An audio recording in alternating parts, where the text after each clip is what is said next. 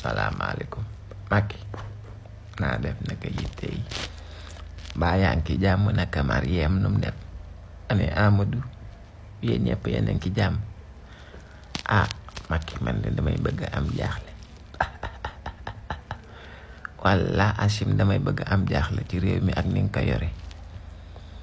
bak yëg nga na Cheikh Bara boobu ba léegi mi ngi ci kaso bi Cheikh Bara Ndiaye boobu ba léegi mi ngi ci kaso bi de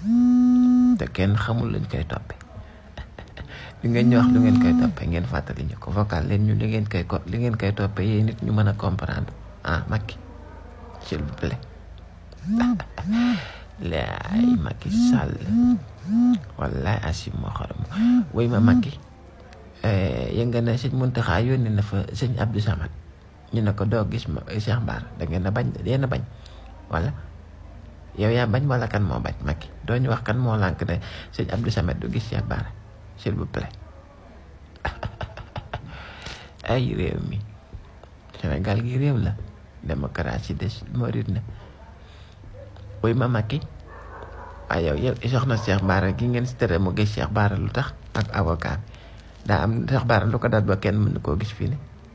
s'il vous plaît du ngeen ñu wax leen ñu tax Cheikh Bara kenn mën koo gis dégg naa soxna si mën koo gis avocat bi mën koo gis sëñ Abdou Samad ma fa ñëwoon pour gis ko sax nanguwu leen mu gis ko lu tax xanaa kenn du koo xàmmee tuuti Cheikh Bara Macky Macky ba Cheikh Bara mi yaraanga du la ci dal Macky Sall delloo sil sa xel ci yàlla delloo sil sa xel ci yàlla àdduna du kër de walla Asim àdduna du kër te suñ borom saa yoo deewee dina la laaj naka nga yore woon naka nga jiitee woon delloo sil sa xel delloo sil sa xel Macky waaw yow sax wuy ma s'il vous plaît Macky Sall Cheikh Bara mi lan la def lu mu def xaw ma lu mu def man s'il vous plaît Macky yow ko rus ñu ne sëñ Muntaxa lañ yaakaaroon ne mooy ki ñu gën a rus ci Sénégal te yow rusoo ko wuy ma yow kan nga rus doo ñu vocal ki nga rus ñu xam ko ñu dem ñaan ko Macky s'il vous plaît wax ñu ki nga xam ne moom nga rus rek billaay boo ñu waxoon ki nga rus ñu dem ci moom ñaan ko